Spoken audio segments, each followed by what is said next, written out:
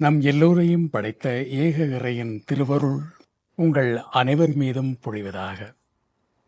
மாண்டவன் மீண்டு வந்து பேசுகின்றானே என்று சிலர் வியந்து நோக்கக்கூடும். நேற்று இலங்கை நேரப்படி நள்ளிரவு முதல் இந்த நிமிடம் வரை நான் நித்திரை கொள்ளவில்லை.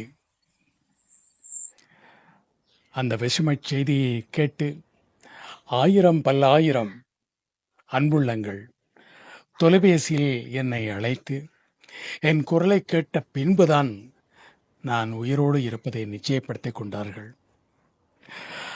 அதிலும் சிலர் என் குரலை கேட்டதும் கதறி அழுததை கேட்டு என்னால் தாங்க முடியவில்லை. இத்தனை ஆயிரம் அன்புள்ளங்களை நான் பெற என்ன தவம் செய்து ஈன்றாளோ என் அன்னை என்று நான் நினைத்து கொண்டேன்.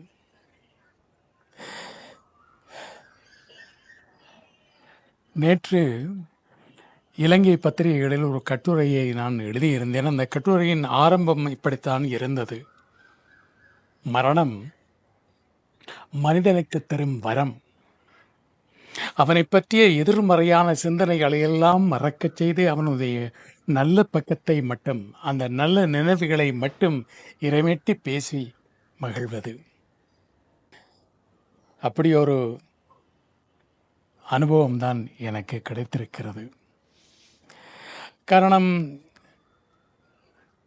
பல்லாயிரம் அன்புள்ளங்கள் என்னை நேசித்தாலும் என் துறைசார் பொறாமை காரணமாக அல்லது மதமாச்சரியங்கள் கொண்ட சிலர், விரல் விட்டு எண்ணக்கூடிய சிலர், இதுவரை காலமும் எதிர்மறையான விமர்சனங்களை பரப்பியிருக்கலாம்.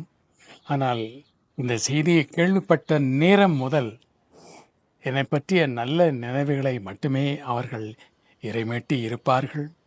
இது நான் வாழும் காலம் வரை தொடர வேண்டுமென்று அந்த எல்லோருக்கும் பொதுவான இறைவனை பிரார்த்தனை செய்கின்றேன். இது எனக்கு 3வது அனுபவம். ஆம், செத்து பிழைப்பது. முதல் அனுபவம் 1983ஆம் ஆண்டு இனக்கலவரத்தின் போது என்னையும் என் மனைவியையும் உயிரோடு கொளுத்தி எரித்து விட்டார்கள் என்ற வதந்தி இங்கு மட்டுமல்ல, தமிழகத்திலும் பரவி தமிழக பத்திரிகைகளிலும் கேரளத்து மலையாள பத்திரிகைகளிலும் வெளிவந்ததை என்னுடைய வானிலைகளில் வழிப்போக்கன் என்ற நூலில் பதிவு செய்திருந்தேன்.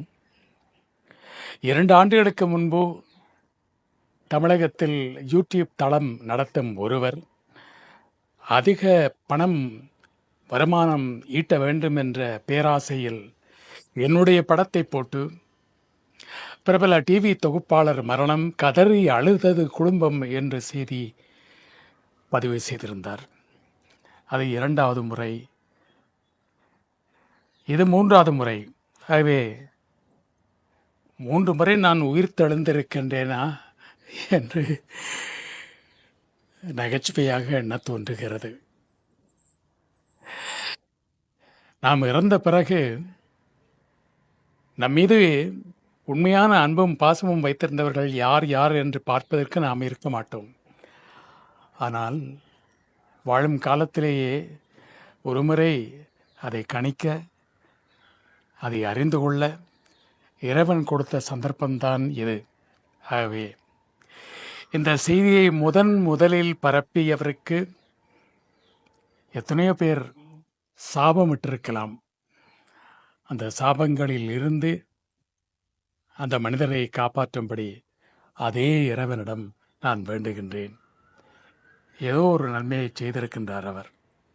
ஆகவே அன்புள்ளங்களே, எனக்காக பிரார்த்தனை செய்த அனைத்து உள்ளங்களுக்கும் என்னுடைய நெஞ்சார்ந்த நன்றியும் வணக்கமும். நன்றி.